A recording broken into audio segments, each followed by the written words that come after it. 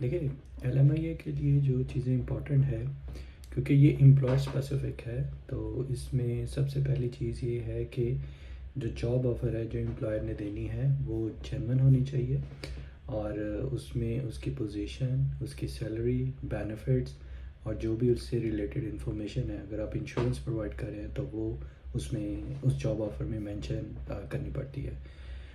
फिर जो एप्लीकेशन है, वो जो इमिग्रेशन कंसल्टेंट या लॉयर होते हैं उनके थ्रू LMIA की जो एप्लीकेशन है वो सबमिट की जाती है टू सर्विस कनाडा। और उसके बाद उसमें कुछ सपोर्टिंग डॉक्यूमेंट्स भी अटैच किए जाते हैं, लाइक कि आपको रिक्रूटमेंट एफर्ट्स ये शो करती है कि आपने कितना टाइम इसके ऊपर स्पेंड किया है to find the resource that you actually need, right. तो आप जॉब बैंक पे आपने डाल दिया, आपने लिंक्डइन पे डाल दिया, और भी जितने कनाडा में सोशल जॉब्स के पोर्टल्स हैं उसमें आपने डाल दिया। अगर प्रिंटिंग मीडिया में डाला तो वो, तो आपने फिर अगर कोई इंटरव्यूज़ किए हैं या आपने एप्लीकेशन को स्क्रीन आउट किया है तो वो आपको इन्फॉर्मेशन उसमें डालनी पड़ती है कि आपने ट्राई किया और आपको उस स्किल सेट का बंदा कनाडा में नहीं मिला या आपकी लोकेशन के अराउंड नहीं मिला। तो उसमें फिर जो सर्विस कनाडा है वो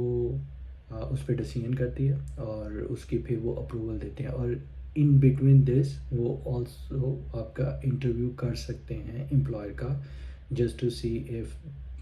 the need was genuine, or if there's anything like which is not clear in the application. They might ask those questions during the interview process. So be ready that whenever you apply for LMIA, Service Canada officer can arrange an interview with you just to get more insight of the position. और जैसे ही वो approval आपको आती है, जो कि employer की ज़िम्मेदारी है उसको अरेंज करना, तो फिर एम्प्लॉय की ज़िम्मेदारी स्टार्ट होती है, रिस्पॉन्सिबिलिटी स्टार्ट होती है कि उस एप्लीकेशन को, अप्रूवल को लेके वो वर्क परमिट की एप्लीकेशन जो है वो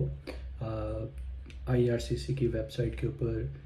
प्रोसेस की जाती है, और फिर वहाँ से वर्क परमिट की अप्रूवल्स आती हैं। But again there are other steps involved, so it's better to